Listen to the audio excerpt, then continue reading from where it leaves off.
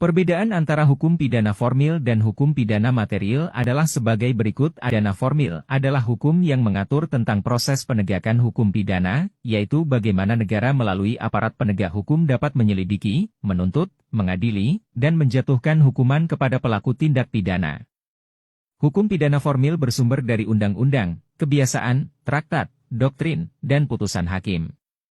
Contoh hukum pidana formil adalah Kitab Undang-Undang Hukum Acara Pidana, KUHP, yang mengatur tentang tata cara peradilan pidana di Indonesia, sedangkan hukum pidana material adalah hukum yang mengatur tentang tindak pidana itu sendiri, yaitu apa saja perbuatan yang dilarang oleh hukum dan dapat diancam dengan pidana, serta apa saja syarat dan aturan yang harus dipenuhi agar seseorang dapat dihukum.